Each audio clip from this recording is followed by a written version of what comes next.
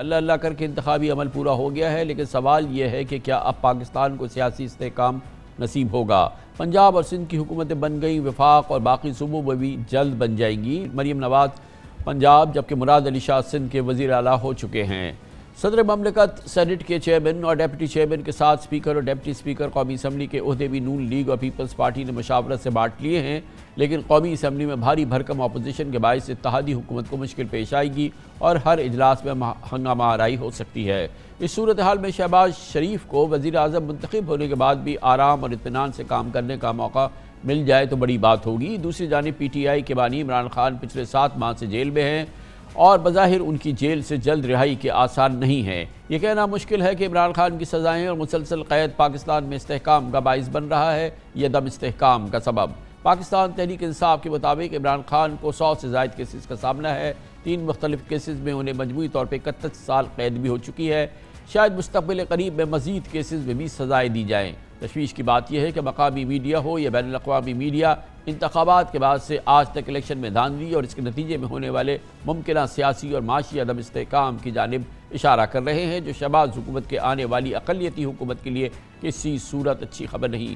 امریکی credit rating agency Fitch کا کہنا ہے کہ پاکستان کے حالیہ انتخابات کے بعد پیدا ہونے والی سیاسی غیر یقینی کی صورتحال کے باعث بین الاقوامی مالیاتی ادارے IMF سے نیا معاہدہ طے پانا ایک چیلنج بھی ہو سکتا ہے۔ کل نامزد وزیر اعظم شہباز شریف نے کہا کہ معاشی استحکام کے لیے تمام تر اختلافات بالائے طاق رکھتے ہوئے کاوشیں کرنا ہوں گی، اور اس سے قبل بھی وزیر اعظم نامزد ہونے کے فوراً بعد شہباز شریف نے میثاق معیشت کی پیشکش کی تھی، جبکہ ممکنہ صدر پاکستان آصف علی زرداری بھی قومی مفاہمت اور اس میں PTI کی شمولیت کی بات کرتے ہیں۔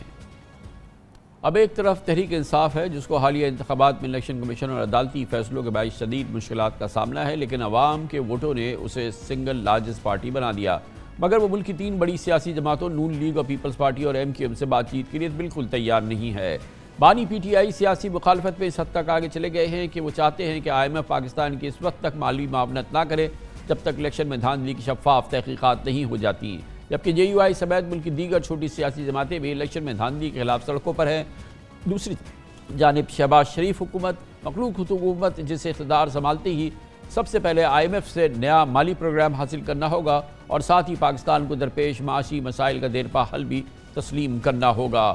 بہت مخمسے کا عالم ہے اور اس پر بات کرنے کے لیے ہم نے ایک بار پھر دعوت دی ہے جناب مشاہد حسین سید کو، ممتاز سینیٹر، نیوز اینالسٹ اور دفاعی اور سیکیورٹی امور کے ممتاز ماہر ہیں۔ مشاہد صاحب ہمارے ساتھ، بہت بہت شکریہ مشاہد صاحب، آپ نے ہمیں جوائن کیا ہے۔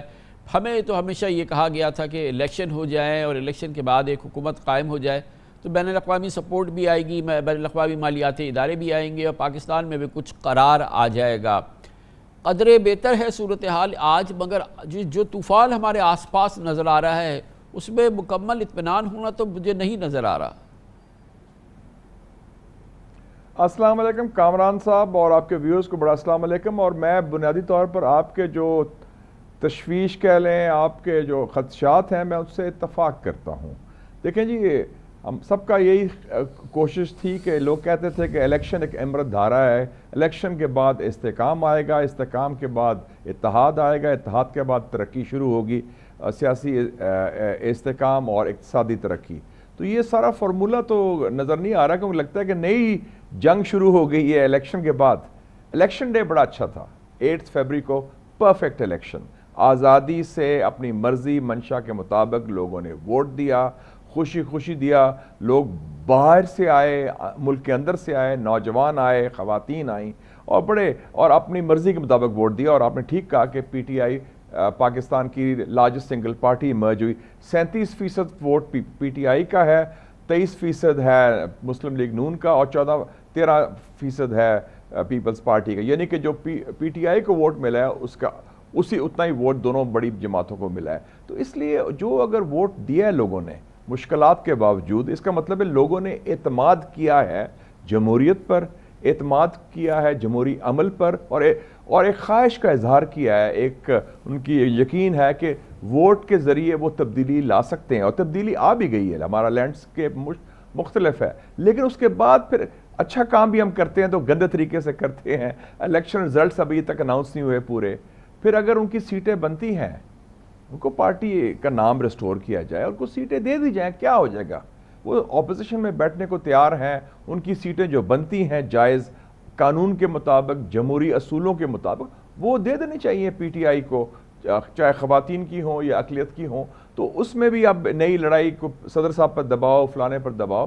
تو میرے خیال میں یہ ایک نئی سیاسی چپکلش کی طرف جا رہے ہیں جس کے نتائج اچھے نہیں ہوں گے. لیکن آلریڈی مشاہد صاحب نتائج تو اس سے کام ہوگا جو پاکستان میں ہوا ہے اس کے نتائج تو ہمارے سامنے ہیں. یہ نمبرز آپ دیکھیے کہ پورے سال میں, گزشتہ پورے سال میں 1.7 بلین ڈالر کی صرف ایف ڈی آئی آئی ہے, جو ہمارے پڑوس میں ایک روز میں اس سے زیادہ آتی ہے. ہمارے اطراف میں ظاہر ہے کہ ایک مہینے میں اس سے زیادہ آتی ہے. 1.7 billion dollar in the entire year of 2023. ہم یہ سابی اور کتنی کمپنیز, ملٹی نیشنل کمپنی نئی تو آنا چھوڑ دی جو پیک کر کے یہاں سے جاری ہیں. شیل گئی, ٹیلینور گئی, فارما کمپنیز گئی, ان گنت کمپنیز گئیں. ابھی ہم نے آئل اینڈ گیس ایکسپلوریشن کے پہلی بار بڈز مانگی, ایک بھی پراپر انٹرنیشنل کمپنی نہیں آئی. تو جو تباہی ہونی ہے وہ تو ہو چکی ہے, ہو رہی ہے. ابھی اس میں بہت کم بچا ہے جس پہ کہ جس پہ کہ ہم اب کچھ اطمینان کر سکیں. کامران صاحب آپ نے بڑے امپورٹنٹ فگرز دیے, میں 2 اور فگر ایڈ کر دیتا ہوں, economic figures. According to Dawn, پچھلے 2 سالوں میں جو 2 سال ہم نے ضائع کیے پاکستان میں سیاسی چپکلش میں, 2022 اور 2023, جو میں سمجھتا ہوں پاکستان کے لیے ویسٹڈ ایئرز تھے لڑائی مارکٹائی میں, 20,000 پاکستانیوں نے دبئی میں 10.6 بلین ڈالرز کی انویسٹمنٹ کی ہے. یہ ہمارے فگرز ہیں. اور اسی دوران لاسٹ 2 ایئرز میں قطر, یو اے ای, سعودی عربیہ نے انڈیا میں 20 ارب ڈالر 20 بلین ڈالرز کی انویسٹمنٹ کی ہے. اور سعودی عربیہ نے اناؤنس کیا ہے اگلے 10 سال میں انڈیا میں 100 بلین ڈالرز. یو اے ای نے اناؤنس کیا ہے انڈیا میں نیکسٹ 10 ایئرز میں 75 بلین ڈالرز کی انویسٹمنٹ. تو آپ نے جو بلینز آنے تھے وہ کہاں گئے؟ وہ تو غائب ہو جائیں گے. آپ بات کر رہے ہیں ٹیلینور کی اور باہر کی کمپنیز کے, آپ کے اپنے پاکستانی انویسٹرز جن کے پاس پیسہ ہے, جو انویسٹ کرنے کو تیار ہیں, جو پیٹریوٹس ہیں, جو اس ملک کے ساتھ لگاؤ رکھتے ہیں, وہ چھوڑ کے جا رہے ہیں کیونکہ ان کو یقین نہیں کہ ان کی انویسٹمنٹ سیف ہے, کیونکہ اس ملک میں عدم استحکام کا شکار ہے. تو we should learn the lesson. لیکن ہم وہی غلطیاں دہرا رہے ہیں کہ ہم نے فورن انویسٹر کو کیا دیا ہے. جو بھی انویسٹر آتا ہے وہ منافع کے لیے آتا ہے, وہ مارکیٹ کے لیے آتا ہے, وہ لانگ ٹرم انویسٹمنٹ کے لیے آتا ہے, فائدے کے لیے آتا ہے. ہمارے ہاں یہ تو گئے, یہ جو گئے سو گئے, جو کہ انویسٹڈ ہیں, جو یہاں پہ پاکستان میں انویسٹڈ جو کمپنیز ہیں, جو ملٹی نیشنل ہیں, ان کے آپ کو معلوم ہے کہ ایکسچینج ریٹ کی وجہ سے جو ہم نے تباہی دیکھی ہے پچھلے 2 سال کے دوران, ان کی انویسٹمنٹ 1/3 رہ گئی, کیونکہ ہمارا ایکسچینج ریٹ ہے وہ آدھے سے کم ہو گیا. پھر اس کے بعد آن ٹاپ آف دیٹ کہ وہ اگر اپنے ڈیویڈنڈز جو ان کو فائدہ ہوا وہ ریپیٹریٹ کرنا چاہیں تو وہ ہم نے پورا 1 سال روک کے رکھا, وہ ہم نے نہیں جانے دیا. ہمارا ایکسچینج ریٹ نیچے چلا گیا جس سے ان کی انویسٹمنٹ آدھی سے کم ہو گئی. اس کے بعد تو جو بھی یہاں ابھی انویسٹڈ ہے اس کی بڑی بات ہے. دیکھیں نا, اور اس کے باوجود ہم نے سبق نہیں سیکھا. اس کے بعد الیکشن کے بعد ہم ایک منورٹی گورنمنٹ امپوز کرنا چاہ رہے ہیں جس کے جو علامت ہوگی تصادم کی, تقسیم کی, تضاد کی. مجھے تو یاد آ گیا 1946 جب پاکستان بن رہا تھا تو مسلم لیگ نے ساری پارٹی سنگل لارجسٹ پارٹی بنی پنجاب میں 1946 میں قائد اعظم کی قیادت میں 75 سیٹیں لی. لیکن ان کا نہیں, یونینسٹ پارٹی تھی پنجابی جاگیرداروں کی, اس کی 17 سیٹیں تھیں. کانگریس پارٹی نے اور اکالی دل نے ان کا ساتھ دیا, ایک اقلیتی حکومت بنائی. اور اس کے بعد قائد اعظم نے ڈیمانڈ کیا ڈائریکٹ ایکشن ڈے, اور چند ماہ کے بعد within a year it was swept away by people's power.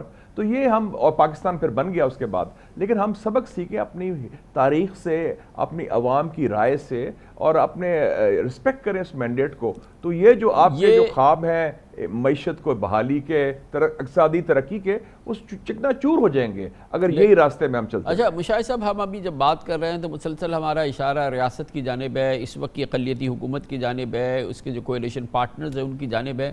After all Imran Khan کی بھی تو کچھ ذمہ داری ہے نا, کچھ ان کو بھی تو لچک دکھانی ہے, ان کو بھی تو کچھ نہ کچھ کمپرومائز کرنا ہے اگر وہ یہ لفظ پسند کریں.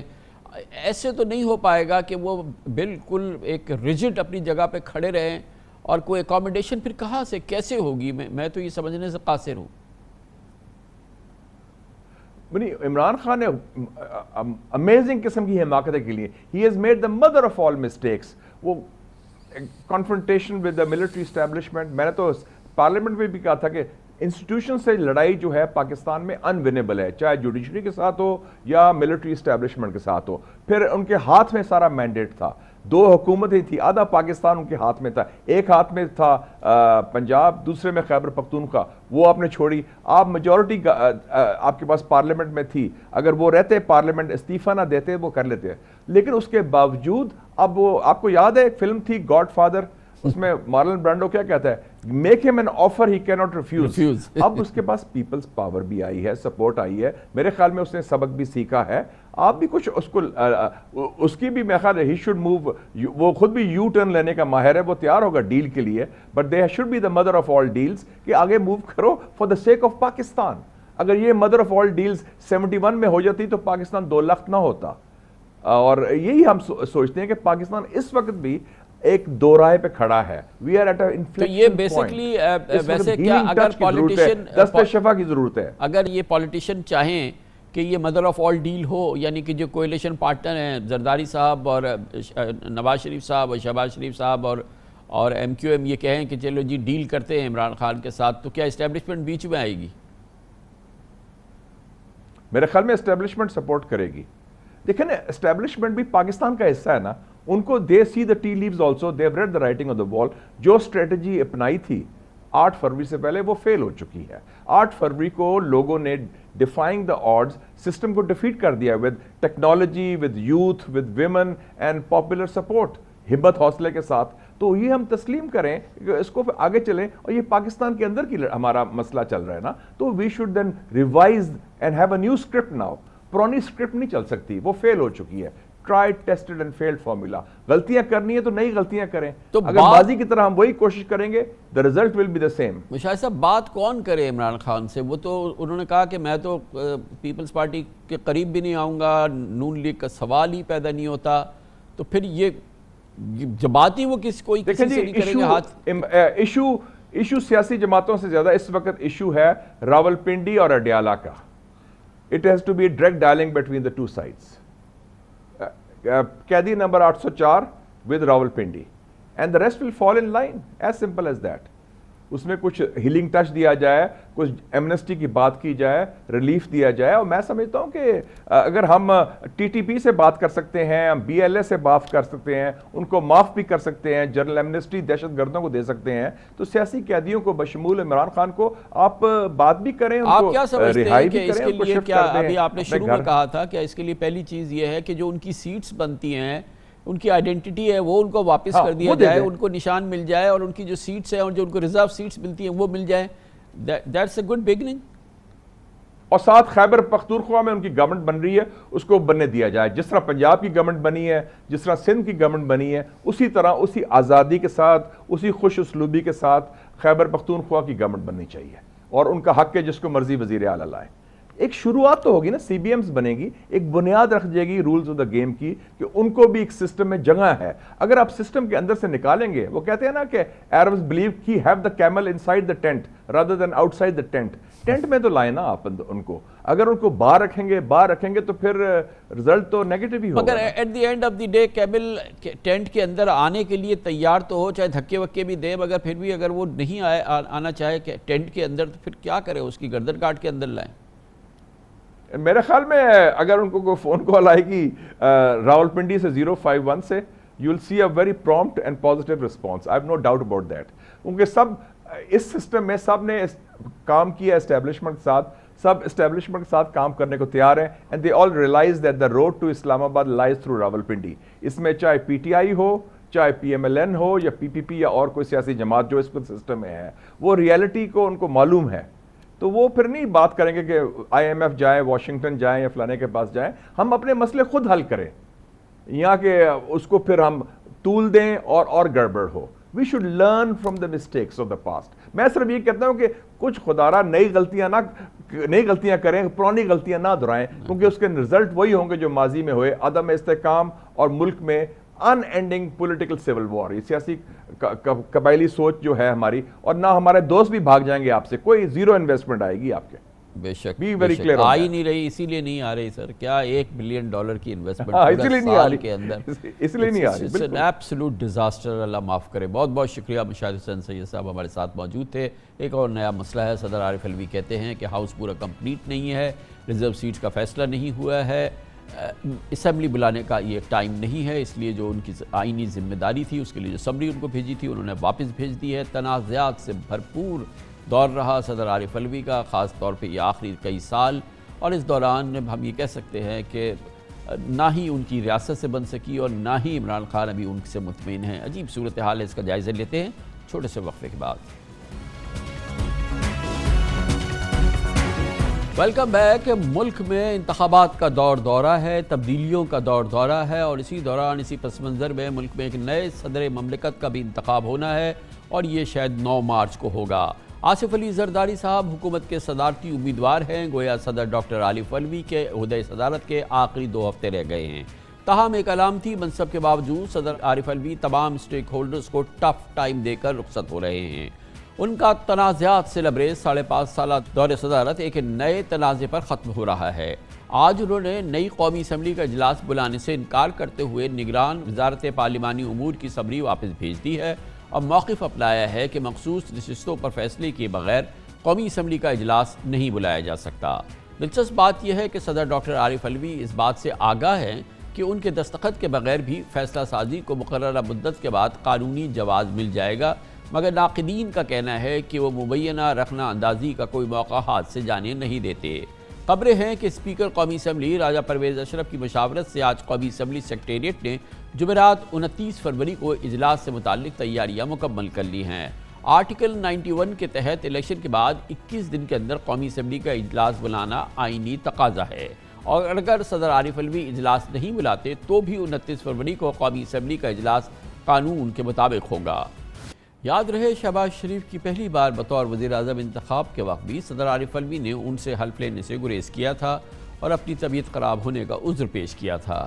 یہ ملک کی تاریخ کا پہلا واقعہ تھا، کیونکہ اس سے قبل بادی النظر میں باقی اختلافات کے باوجود صدر پرویز مشرف نے یوسف رضا گیلانی سے، صدر آصف زرداری نے نواز شریف سے اور مرحوم صدر ممنون حسین نے عمران خان سے عہدے کا حلف لیا تھا. مگر صدر عارف علوی نے شہباز شریف اور ان کی کابینہ سے حلف لینے سے گریز کیا اور ان کی غیر موجودگی میں شہباز شریف سے چیئرمین سینٹ صادق سنجرانی نے حلف لیا تھا. حالیہ 16 ماہ کی شہباز شریف حکومت میں صدر عارف علوی نے فیصلہ سازی میں ایک متوازی اپوزیشن کا کردار ادا کیا. وزیر اعظم ہاؤس کی تقریباً ہر ایڈوائز، وفاقی کابینہ کی تقریباً ہر سمری اور پارلیمنٹ سے منظور شدہ زیادہ تر بل صدر عارف علوی کی توثیق سے محروم رہے، اور ان قوانین نے بلاعقب مقررہ آئینی مدت گزرنے کے بعد قانونی حیثیت اختیار کر لی یا انہیں پارلیمنٹ کے مشترکہ اجلاس سے منظور کرانا پڑا. 8 فروری کے متنازع الیکشن کے بعد بھی صدر عارف علوی نے الیکشن کمیشن اور اداروں کو آڑے ہاتھ لیا. گویا ایک غیر جانبدار آئینی عہدے کے باوجود صدر عارف علوی نے دامے ور میں خطبے سخن پی ٹی آئی کے مفادات کا تحفظ کرنے کی کوشش کی. مگر تعجب کی بات ہے کہ ریاست کی شکایات کی طرح شاید عمران خان بھی ان سے خوش نہیں ہیں. یعنی ہم کہہ سکتے ہیں کہ نہ خدا ہی ملا نہ وصال سلم، نہ ادھر کے ہوئے نہ ادھر کے ہوئے. بہرحال یہ ایک تاریخ ہے جس کو کہ مورننگ ڈیسائیڈ کرے گا کہ کس نے کیا فیصلہ کیا، کیا ڈاکٹر عارف علوی کی پوزیشن صحیح تھی یا ان کی غلط تھی. ان تمام موضوعات پہ بات کرتے ہیں. پاکستان کے نامور سینئر قانون دان، سابق صدر سپریم کورٹ بار ایسوسی ایشن جناب عابد زبیری ہمارے ساتھ موجود ہیں. بہت بہت شکریہ عابد زبیری صاحب. یہ فرمائیے گا 29 فروری کو بہرحال قومی اسمبلی کا اجلاس ہو جائے گا، مگر جو مروجہ طریقہ ہے کہ صدر پاکستان اس کو کال کرے، اس کو سمن کرے، بظاہر ایسا نہیں ہونے والا. لیکن وہ بھی نہیں ہو رہا کہ وہ جو ان کا کہنا ہے کہ ہاؤس کمپلیٹ نہیں ہے ابھی اور ریزرو سیٹس کے معاملات جو ہیں وہ طے نہیں ہوئے، اس لیے ہاؤس نہ بلایا جائے، اجلاس قومی اسمبلی کا نہ ہو، وہ بھی نہیں ہوگا. ہوگا وہی جو کہ ہونا ہے. بسم اللہ الرحمن الرحیم. ہونا ہوگا وہ جو ہونا ہے. تو پھر تو ساری بات ہی ڈیبیٹ ہی ختم ہو جاتی ہے جو آپ نے آخری جملہ کہا. لیکن دیکھیے اس میں بڑی امپورٹنٹ بات ہے.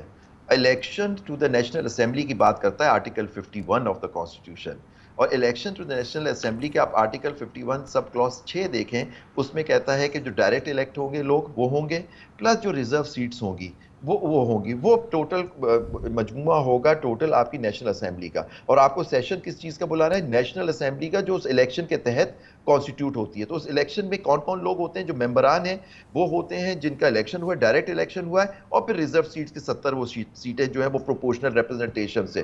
تو ابھی تو پوری جو ایکسرسائز الیکشن کمیشن یا کرنی تھی وہ تو پوری کی نہیں. تو 21 دن کے اندر، اس لیے 21 دن کا پیریڈ رکھا گیا تھا تاکہ یہ ساری ایکسرسائز جو الیکشن لا کے تحت، یہ آرٹیکل 51 کے تحت جو ہونی ہے وہ مکمل ہو جائے، اور 21ویں دن آپ کا یہ جو سیشن بلا لیا جائے. لیکن وہ بات، یا تو آپ کہیں کہ جی آپ کا الیکشن 21 دن میں ہونا ہی ہونا ہے، چاہے وہ پوری آپ کی کانسٹیٹیوٹ نہ ہو. ہاں اس میں کچھ سیٹوں پہ الیکشن نہیں ہوتا جس میں انتقال ہو گیا کسی کینڈیڈیٹ کا، تو اس کی وجہ سے وہ مؤخر ہو جاتا ہے الیکشن. لیکن آپ نے ریزرو سیٹس تو پارلیمنٹ کا حصہ ہوتی ہیں، تو اس کی وجہ تو آپ کی پوری مکمل ہی نہیں ہے پارلیمنٹ. تو جب تک نیشنل اسمبلی پوری مکمل نہیں ہے تو سیشن کس چیز کا آپ بلا رہے ہیں؟ 21 دن میں بلانا ہے آپ کو نیشنل اسمبلی کا سیشن جو الیکشن کے تحت ہے. الیکشن صرف ڈائریکٹ الیکشن نہیں ہوتا، اس میں یہ انڈائریکٹ جو یہ پروپورشنل ریپرزنٹیشن ہوتا ہے اس کو ملا کے نیشنل اسمبلی بنتی ہے. تو یہ بات یہ دیکھنا ہوگا، اس پہ فیصلہ کرنا ہوگا کہ ہم کیا 21 دن میں پابند ہیں بلانے کے ایک اسمبلی کا الیکشن جس میں ریزرو سیٹس کے اوپر ابھی فیصلہ ہی نہیں ہوا، یا ان پارٹیوں کو اپنے حساب سے الاٹ نہیں ہوئی ہیں وہ سیٹیں. تو پھر اس کو بلانا تو 21 دن میں پھر وہ پابند ہے. تو یہ فرمائیے گا کہ then it's a matter of interpretation، اور پھر وہ تو حق تو عدالت کو حاصل ہے. تو جب قومی اسمبلی کا اجلاس ہونے لگے تو پھر وہ پھر یہ معاملہ پھر عدالت میں چیلنج ہو سکتا ہے. اور پھر کیا وہی طریقہ ہے کہ آپ کو اگر کسی کو اعتراض ہے تو وہ ہائی کورٹ میں جائیں یا سپریم کورٹ لے کے جائیں اس معاملے کو؟ دیکھیں اس میں ہائی کورٹ میں ہوتا ہے، لیکن یہ کچھ معاملے ایسے ہوتے ہیں جو اتنے ہوتے ہیں اس میں ہو سکتا ہے آپ آرٹیکل 184(3) جو نیا مروجہ قانون ہے، اب وہ پریکٹس اینڈ پروسیجر، اس کے تحت پٹیشن فائل کی جائے اور پھر وہ سپریم کورٹ فیصلہ کرے کہ یہ ہائی کورٹ سے ہو کے آنی چاہیے یا اس کو ڈائریکٹ آپ پٹیشن انٹرٹین کریں گے، جیسے وہ کرتے رہے الیکشن کے معاملوں میں. سپریم کورٹ جب وہ ڈی لمیٹیشن کا معاملہ تھا یا وہ جو آر اوز کا معاملہ تھا، سپریم کورٹ نے اس پہ فیصلے کیے. وہ ہائی کورٹس کے فیصلوں کو انہوں نے وہاں سے اپیلیں بھی سنی اور کچھ ڈائریکٹ فیصلے بھی کیے. تو یہ بالکل وہاں طے ہونا چاہیے کہ آپ پارلیمنٹ. لیکن ایک بات تو طے ہے کہ اسپیکر صاحب جو ہیں وہ نہیں بلا سکتے سیشن. ہاں ایک ججمنٹ ہے، کشمیر کے لاء میں ایک ججمنٹ ہے جو رپورٹ ہوئی ہے، ان کے قانون جو ہمارے سے ایکویلنٹ ہے اس میں انہوں نے کہا تھا کہ صدر نہیں بلاتے تو آٹومیٹکلی ان کے یہاں 30 دن کا ٹائم ہے under the interim constitution of Azad Jammu and Kashmir. تو اس میں 30 دن میں وہ آٹومیٹکلی سیشن ہو جائے گا. تو یہاں ہو سکتا ہے کہ، لیکن وہ پورے ان کی اسمبلی کا ہے. یہاں آپ اگر کہہ رہے ہیں اسمبلی نہیں ہے تو یہ فیصلہ ہونا چاہیے کہ کیا وہ اسمبلی آپ 29 کو جو بلانے جا رہے ہیں اسپیکر صاحب بلا نہیں سکتے، صدر صاحب کہہ رہے ہیں کہ اس میں یہ نہیں ہے. تو میرا خیال سے کہ الیکشن کمیشن یا جو لوگ اس سے ایگریوڈ ہے ان کو فوراً کورٹ کو اپروچ کرنا چاہیے تاکہ ایک فیصلہ آ جائے کورٹ سے کہ جی اگر پارلیمنٹ پوری مکمل نہیں ہے، ریزرو سیٹ کا بعد بھی فیصلہ ہو جاتا ہے، لیکن پارلیمنٹ نیشنل اسمبلی کا ہر حال میں اجلاس 21ویں دن ہونا ہے. تو عابد بھائی صاحب ایک اور چیز، ایک اہم بات یہ تھی کہ یہ ریزرو سیٹس والا مسئلہ حل ہو جاتا اگر پی ٹی آئی اپنے وقت پہ جو انٹرا پارٹی الیکشن کرا لیتی. بہرحال سپریم کورٹ کا اس میں ججمنٹ آ گیا، اب وہ لوگ اپنی کرنے جا رہے ہیں، لیکن اس سے پہلے سنی اتحاد کونسل میں شامل ہو گئے ہیں. 3 مارچ کو ہوگا inter party election PTI کا. تو یہ معاملہ سہل ہوگا کہ دوبارہ پی ٹی آئی بن جائے، مگر اس دوران ریزرو سیٹس تو ان کی ضائع ہو جائیں گی نا. اس میں بھی بہرحال الیکشن کمیشن نے کوئی ڈٹرمنیشن نہیں کی ہے. نہیں دیکھیں میں نہیں سمجھتا ضائع ہو جائیں گی، کیونکہ آرٹیکل 51، پھر میں اس آرٹیکل 51 کا آپ کو حوالہ دیتا ہوں. اس کے اندر انڈیپینڈنٹ کو کسی پارٹی کو شامل ہونا ہے. یہاں انہوں نے سنی اتحاد کاؤنسل میں وہ شامل ہو گئے اور پھر اس میں ان کو حق ہے ان کی ریزرو سیٹس کا. ہاں الیکشن کمیشن یا اس میں کیونکہ سیکشن 104 ہے الیکشن لا کا، الیکشن ایکٹ کا، پھر رولز ہیں اس کے تحت کہ جی آپ کو ایک شیڈیول دیا جاتا ہے، الیکشن کا شیڈیول ہوتا ہے. اس میں ریزرو سیٹس کے لیے آپ کو اپنے لوگوں کو نامینیٹ کرنا ہوتا ہے کہ جی اگر سیٹیں ہمیں ملیں گی تو ہمارے یہ لوگ ہیں. لیکن میں سمجھتا ہوں کہ کہتا ہے کہ ہر انڈیپینڈنٹ کسی پارٹی کو جوائن کریں تو اس پارٹی کا حق بن جاتا ہے اس کو ریزرو سیٹ ملے. تو میں سمجھتا ہوں الیکشن لا، الیکشن ایکٹ اس کو اوور رائڈ نہیں کرے گا. اگر یہ سنی اتحاد کونسل میں شامل ہو گئے تو پھر یہ اس میں ہو گئے. ہاں ان کا کوئی بائی الیکشن ہوتا ہے، ان کا کوئی پی ٹی آئی کا الیکشن ہو جاتے ہیں انٹر پارٹی، وہ صحیح ہوتے ہیں اکارڈنگ ٹو دیئر کانسٹیٹیوشن، ان کا کوئی آدمی الیکٹ ہو کے آ سکتا ہے تو یہ انڈیپینڈنٹ اس میں چلے اس میں. لیکن ابھی انہوں نے ایک پارٹی جوائن کر لی، پھر وہ پارٹی اس کو جوائن کر لے. تو یہ بات کی باتیں ہیں. لیکن اس وقت تو ہے کہ اگر سیٹیں ان کو نہیں بھی دینی تھیں تو پھر آپ ایک پارٹی انڈیپینڈنٹس کی، اس کو یہ تھوڑی ہو سکتا ہے کہ باقی جو پارلیمنٹ میں پارٹیز ہیں نون لیگ ہو گئی یا اور کوئی جو پیپلز پارٹی ہوئی MPO، تو پھر ان میں ان کی سیٹیں ان کو ڈسٹریبیوٹ ہو جائے گی. تو میرا خیال سے تو پھر وہ پارلیمنٹ اس وقت بھی مکمل نہیں ہوگی. بہت شکریہ جناب عابد زبیری، سابق صدر سپریم کورٹ بار ایسوسی ایشن ہمارے ساتھ موجود تھے. کمرشل بریک، اس کے بعد ذکر کریں گے آئندہ ہفتے نئی حکومت آ جائے گی وفاق میں، نئے وزیر اعظم شہباز شریف ہو جائیں گے، نیا زمانہ شروع ہو جائے گا، مگر پھر ہو جائے گا فوراً امتحان شروع، اور وہ ہے پاکستان کی معیشت کو سنبھالنے کا امتحان. اور یہ امتحان میں کامیاب ہو گئے تو سب کامیاب، ورنہ مکمل ناکامی تو بہرحال پاکستانی قوم دیکھ ہی رہی ہے. گزشتہ پورے سال کے دوران 1.7 ارب ڈالر کی ٹوٹل فورن انویسٹمنٹ پاکستان میں آئی ہے. پڑوس میں ہر روز اس سے زیادہ آتی ہے. اس المیے پہ بات کرتے ہیں چھوٹے سے وقفے کے بعد. Welcome back. پاکستان میں آئندہ ہفتے نئی حکومت، نیا وزیر اعظم اور نئی کابینہ ہوگی، لیکن نئے معاشی چیلنجز کے ہجوم میں ایک نیا امتحان بھی دستک دے رہا ہے. SIFC نے معاشی بحالی کے ٹھوس اقدامات کی بنیاد ڈالی ہے، لیکن لاکھ کوششوں کے باوجود بیرونی سرمایہ کاری کو بریک لگے ہوئے ہیں، جبکہ ملکی سرمایہ کاری بھی منجمد ہے. سرکاری اداروں کی G2G نجکاری بھی بحران کا شکار ہے، بلکہ اب تو پاک چین اقتصادی راہداری اور CPEC منصوبوں کا ذکر بھی خال خال ہوتا ہے. تشویشناک بات یہ ہے کہ پورے 2023 میں صرف 1 ارب 77 کروڑ ڈالر کی FDI یعنی بیرونی انویسٹمنٹ پاکستان میں آئی. اسٹیٹ بینک کے مطابق اس مالی سال کے ابتدائی 7 ماہ میں FDI پچھلے سال کے مقابلے میں 21% کم ہو گئی.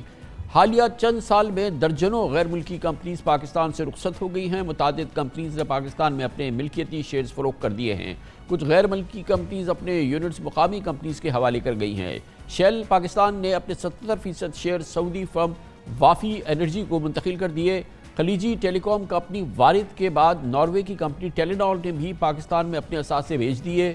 جرمن لاجسٹک اور کوریئر کمپنی DHL نے پاکستان میں اپنا آپریشن محدود کر دیا. ایک وقت تھا جب پاکستان میں 40 ملٹی نیشنل فارما کمپنیز کام کرتی تھی، مگر آج ان کی تعداد صرف 17 رہ گئی ہے.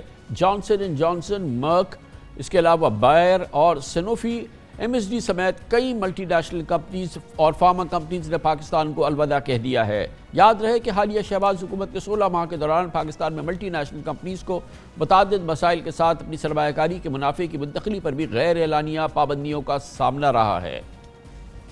جو فارن انویسٹر ہے اس کو چاہیے ایز آف ڈوئنگ بزنس. ہمارا جو کارپوریٹ ٹیکس ہے وہ تقریباً کوئی 29% ہے، جو کہ اس پورے خطے میں سب سے زیادہ ہے. 3-4 ہماری اس وقت انڈسٹریز ہیں جو کہ اوور ریگولیٹڈ ہے. ٹیلی کام سیکٹر بہت اوور ریگولیٹڈ ہے. ٹیلینور بیسکلی جو کہ بڑی اچھی کمپنی تھی، نارویجین کمپنی تھی، چھوڑ کے چلی گئی. اسی طرح آپ کا فارماسیوٹیکل سیکٹر جو ہے وہ بہت زیادہ ریگولیٹڈ ہے. ادھر بھی بہت سارے ایگزٹس ہوئے ہیں. سنوفی ہوئی ہے، الائے لیلی ہوئی ہے. جو آئل سیکٹر ہے وہ بھی اوورلی ریگولیٹڈ ہے. شیل نے ایگزٹ کیا ہے.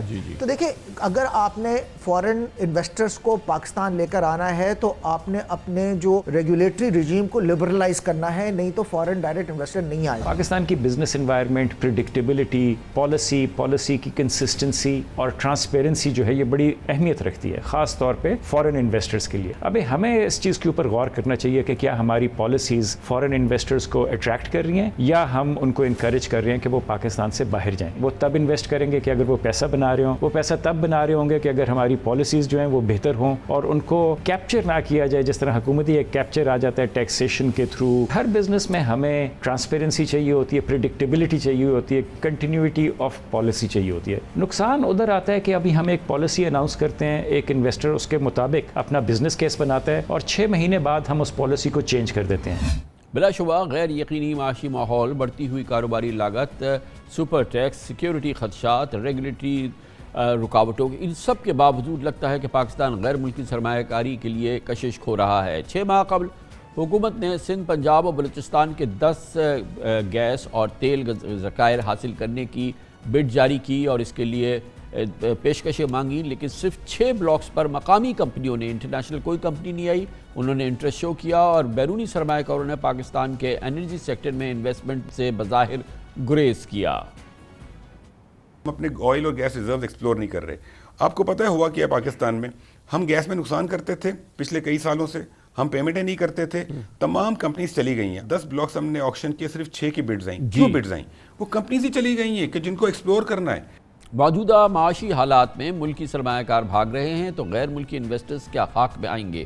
اس صورتحال میں اگلے ہفتے بننے والی نئی حکومت کو بیرونی سرمایہ کاری کے فروغ کے لیے کاروباری اعتماد میں اضافہ کرنا ہوگا اور فارن انویسٹرز کے لیے مقامی ماحول کو سازگار بنانا ہوگا.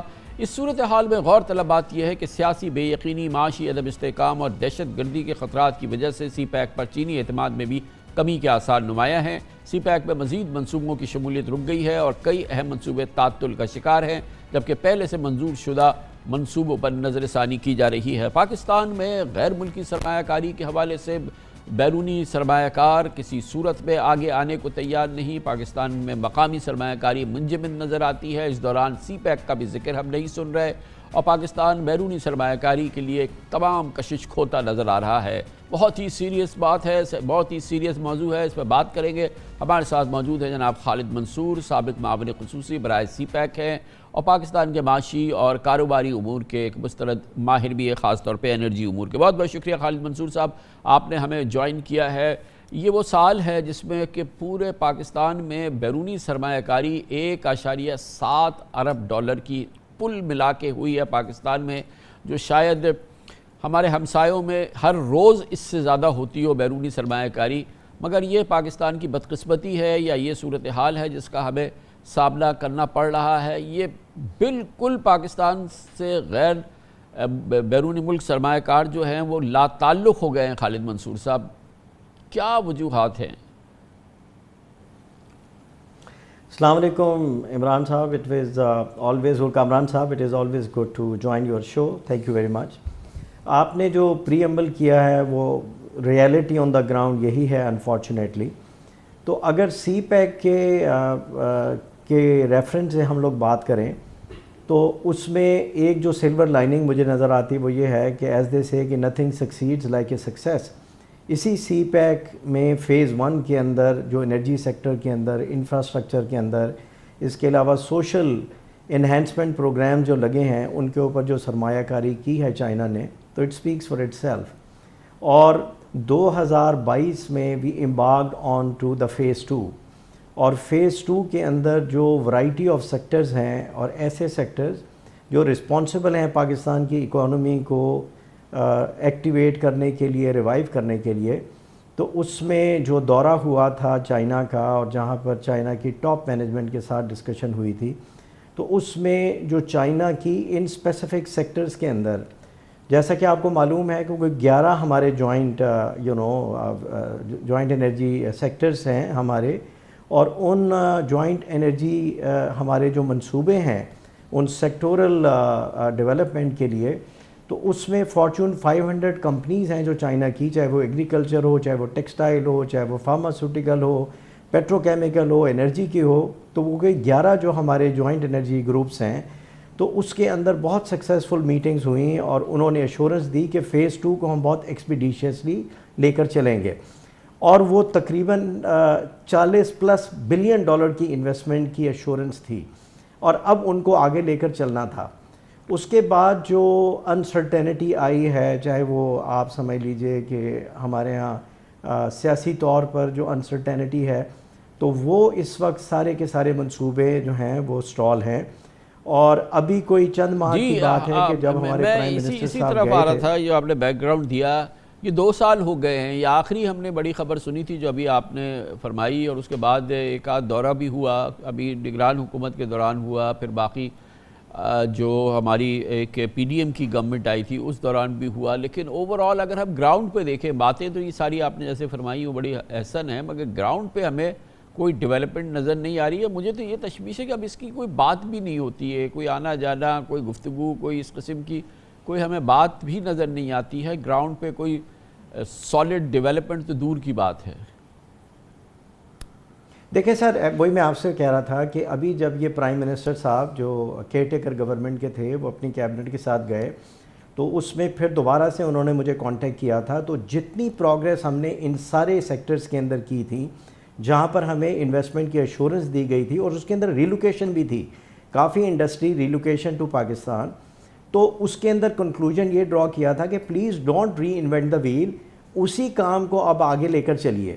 تو آج آپ کے پروگرام کے ریفرنس سے میں ایک اچھی خبر یہ دینا چاہتا ہوں کہ ابھی ریسنٹلی گورنمنٹ آف چائنا نے ایک BRI فورم تشکیل دیا ہے، تو fortunately I am also one of the members, تو اس میں وہ BRI فورم کے اندر وہ دوبارہ سے فیز 2 کو ایکٹیویٹ کرنا چاہتے ہیں، اور اس میں جو ان کا پلان یہ ہے کہ اس کے اندر جو ہمارے جو ریجنل کنٹریز ہیں یا ہمارے ادر انٹرنیشنل کنٹریز ہیں اس کے اندر جو انویسٹرز کو اپرچونٹیز پرووائڈ کی جائے کہ وہ آ کے سی پیک کے اندر انویسٹ کریں، اور اگر ان کو پراپر فیسیلیٹیشن مل جائے تو یہ ساری کا سارا منصوبہ ایسا ہے، وہ یہ چاہ رہے ہیں کہ پرائیویٹ سیکٹر کو اس کے اندر انوالو کیا جائے.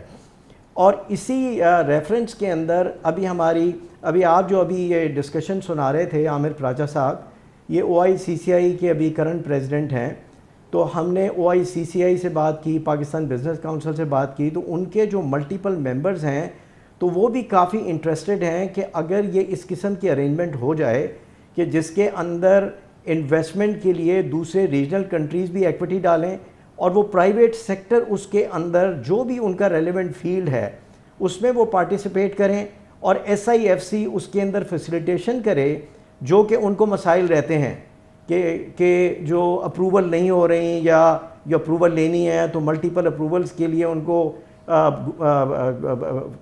پروونشل اینڈ فیڈرل گورنمنٹ میں from pillar to the post بھاگنا پڑتا ہے.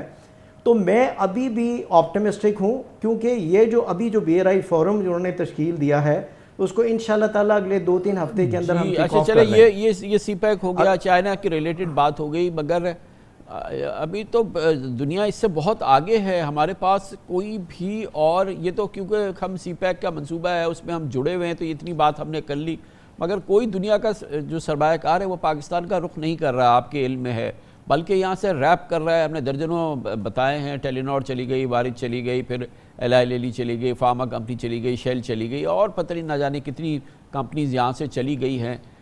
ان جو ایگزسٹنگ سرمایہ کار ہیں بیرونی، وہ یہاں سے جا رہے ہیں، نئے آ نہیں رہے، بالکل کال پڑا ہوا ہے. خالد منصور صاحب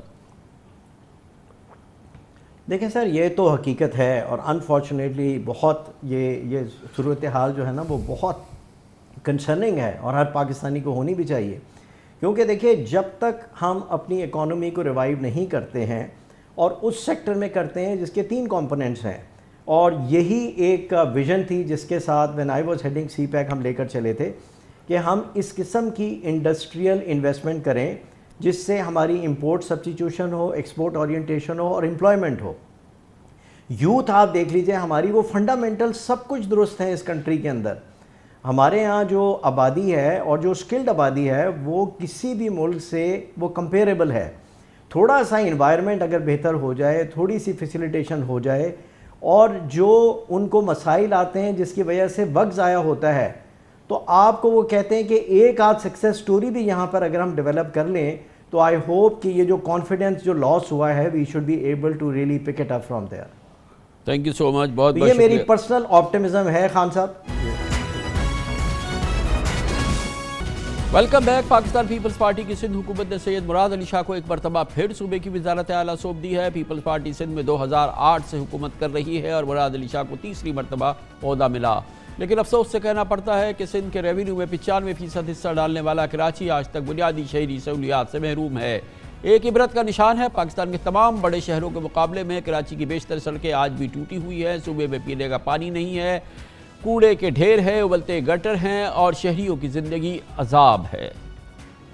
اس موضوع پہ بات کرتے ہیں، اور اس کے لیے ہمارے ساتھ موجود ہیں کراچی سے منسلک پاکستان کے نامور سینئر صحافی، نیوز اینالسٹ مظہر عباس ہمارے ساتھ موجود ہیں. مظہر عباس صاحب، آپ کی اور میری، ہم سب کی ساری زندگی کراچی میں گزری ہے. یہ جو کراچی کا حال ہے جو ہم نے آپ کے سامنے پیش کیا ہے، یہ ہمارے سامنے ہے، یہ پورا شہر اس کا گواہ ہے.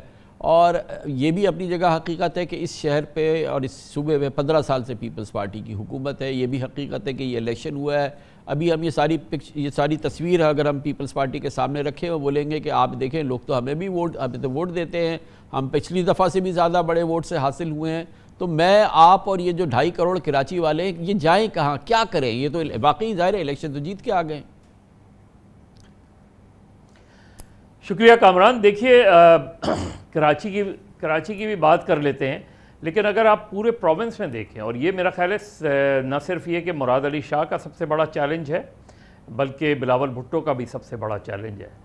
کراچی میں اور پورے سندھ میں، یعنی کراچی سمیت پورے سندھ میں آپ دیکھیں کہ آپ کی ایجوکیشن سسٹم کہاں کھڑا ہے، آپ کی پبلک ایجوکیشن کہاں کھڑی ہے، آپ کوئی ایک انسٹیٹیوشن ایجوکیشنل انسٹیٹیوشن بتا دیں جو ورلڈ فیم کا ہو, جو انٹرنیشنلی, اور ایسا نہیں ہے کہ مراد علی شاہ خود سینٹ پیٹرک پہ اور NED سے پڑھے ہوئے ہیں, انہیں پتہ ہے کہ یہاں DJ کالج بھی ہوتا تھا, آدم جی کالج بھی ہوتا تھا, SM لاء بھی ہوتا تھا, یہ سارے نامور کالجز ہوا کرتے تھے. اسی طرح آپ رولر سندھ میں چلے جائیں, آپ وہاں لیاقت میڈیکل کالج جامشورو چلے جائیں, آپ چانکا میڈیکل کالج بنایا گیا, لیکن آج چانکا میڈیکل کی کیا حالت ہے.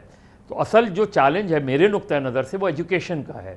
ہم جو آج کئی لاکھ بچہ جو ہے وہ اسکول نہیں جانے کی پوزیشن میں ہے, یہ سب سے بڑا چیلنج ہے جن کی نشاندہی ہم اور آپ کر رہے ہیں اور جن کو ہم سفر کر رہے ہیں. مجھے یاد ہے کہ 84 میں جاپان کی ایک ٹیم آئی تھی, اس نے اس وقت کہا تھا, 84 کی بات کہہ رہا ہوں, اور رپورٹ بھی کیا تھا میں نے, اس وقت یہ کہا تھا کہ اس شہر میں اگر 5000 لارج سائز بسز آ جائیں تو یہاں ملٹیپل ٹرانسپورٹ کی ضرورت نہیں ہے, یہاں آپ کو سرکولر ریلوے پلس یہ 5000, اس وقت کی میں بات کہہ رہا ہوں, لیکن ہم نے اگنور کر دیا یہ ساری چیزیں. آج آپ اچھی بسیں لے بھی آئیں تو آپ کے پاس وہ سڑکیں نہیں ہیں. آپ دیکھ لیں جن سڑکوں پہ وہ بسیں چل رہی ہیں, آپ سڑکیں نہیں بناتے. پچھلے 5 سال سے یونیورسٹی روڈ جو ہے وہ بنتی ہے اور ٹوٹ جاتی ہے. آج دیکھ لیں آپ پوری اس کو. یہ وہ چیلنجز ہیں سید مراد علی شاہ صاحب کے, ان کی 3rd اننگ شروع ہو رہی ہے ایز اے چیف منسٹر.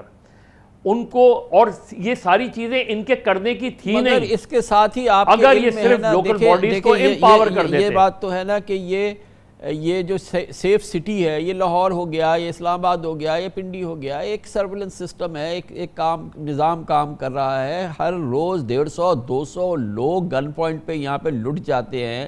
یہ تو دنیا میں کہیں بھی اس قسم کی صورتحال نہیں ہے. پھر آپ یہ دیکھیں کہ کوڑے کا کیا حال ہے, سڑکوں کا کیا حال ہے. مجھے صرف یہ بتائیں کہ یہ کیا امید ہے کہ اب کچھ اس میں بہتری آئے گی, یا یہ اس شہر والوں کے لیے اور یہ اس صوبے کے لیے یہ مزید 5 سال قسمت خرابی اور یہ ماحول ہم نے دیکھنا ہے؟ نہیں, ہم دیکھیں کامران, بہت سیدھی سی بات یہ ہے کہ 18ویں ترمیم کا جو ہے واویلا کیا جاتا ہے کہ 18ویں ترمیم ہمارا کریڈٹ ہے, اور بالکل کریڈٹ ہے, لیکن اس 18ویں ترمیم میں یہ بھی تو ہے کہ پبلک اکاؤنٹس کمیٹی کا چیئرمین اپوزیشن کا ہونا چاہیے. نہیں ہوگا نا, یہاں صرف سندھ میں نہیں ہوتا, پنجاب میں بھی ہوتا ہے اور مرکز میں بھی ہوتا ہے, تو یہاں وہ کیوں نہیں ہے.